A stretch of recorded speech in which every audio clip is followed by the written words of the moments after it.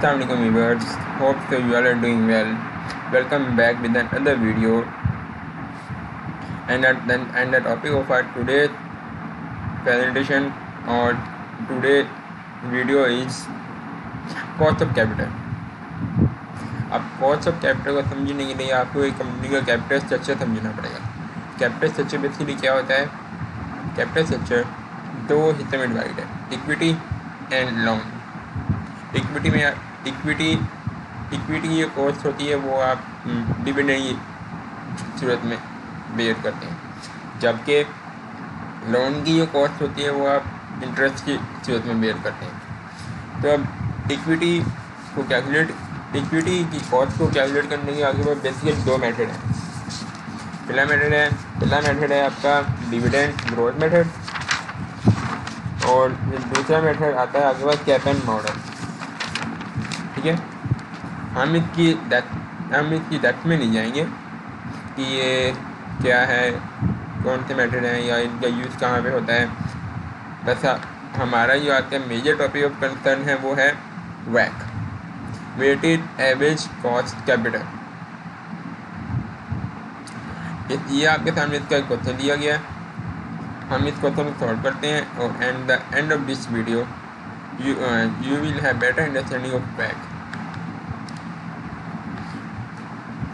यहाँ पे हमारे पास दो कंपनीज हैं, ठीक है, जिनका हमें ये डाटा दिया गया है और ये डाटा मिलियन में और यूरो करेंसी में।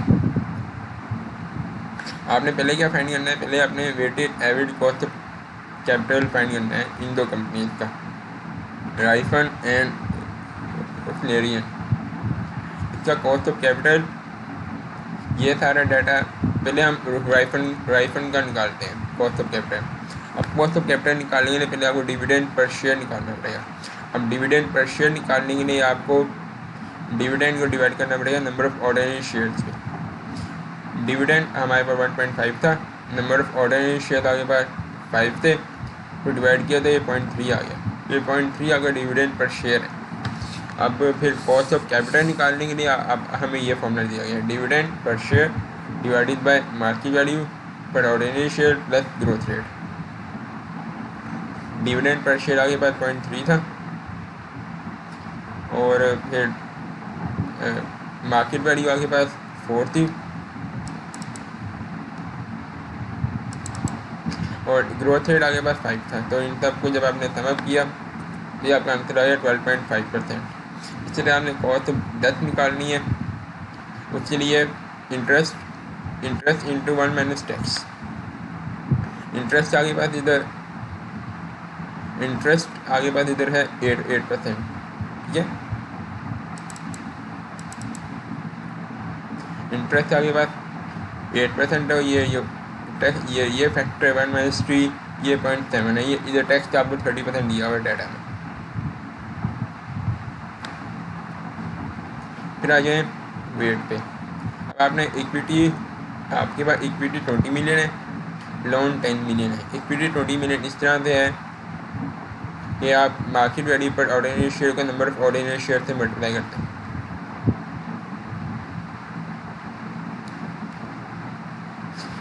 ये टोटल आ गया 30।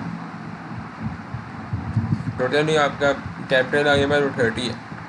अब आपने इक्विटी टू कैपिटल रेशो निकालनी है, तो आप इक्विटी 20 को 30 पर डिवाइड कर देंगे।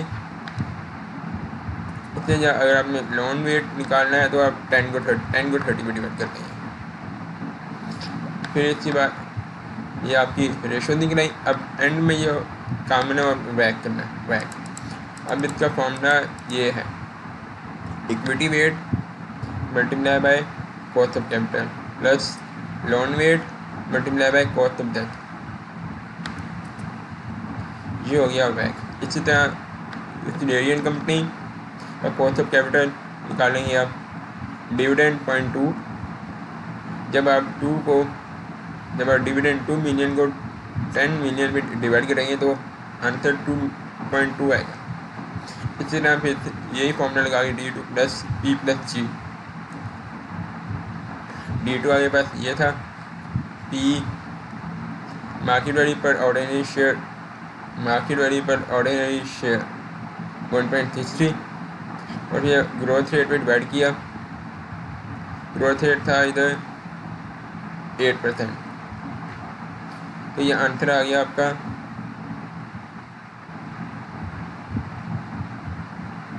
14, आंसर आ गया आपका 20.5%। ठीक है, यह आ गया आपका कॉस्ट ऑफ कैपिटल। इसलिए कॉस्ट ऑफ डेट निकालेंगे, वो आ गया आपका 8%। अब आपने इसका इसी का वो निकालना है weight, equity to capital, loan to capital.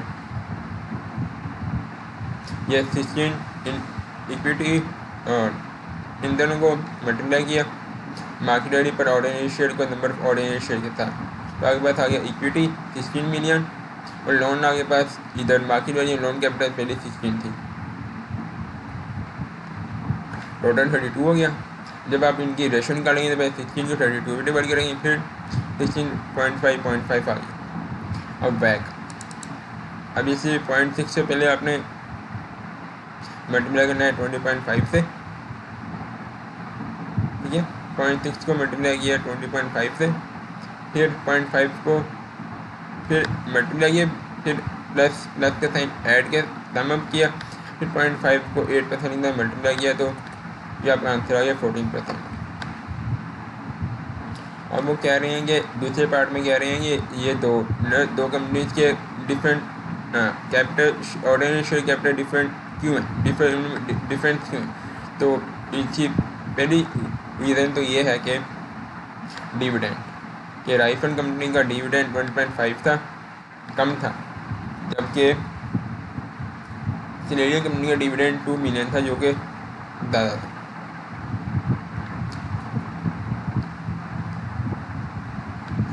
दूसरा भी ऐसी बात आता है नंबर ऑफ ऑर्डिनरी शेयर्स।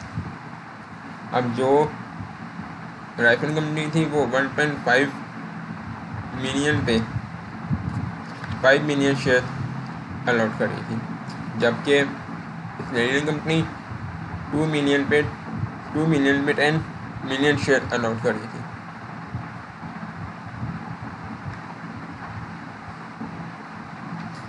इसकी वजह से इसकी लिमिटेशन है। WACC is not suitable for accessing industry project because to reflect the higher cost of capital will be higher। जाहिर सी बात है, जब हमने ये पढ़ा है, अगर किसी चीज़ में रिस्क हाई होगा तो इस पर इंटरेस्ट भी आपको हाई मिलेगा, तो उस पर कॉस्ट ऑफ कैपिटल भी हाई होगा। And it does not consider flotation cost of marginal capital. ये थी हमारी आज की प्रेजेंटेशन। आई होप कि आपको समझ आई होगी। So it's the end of the video and अल्लाह हाफिज़।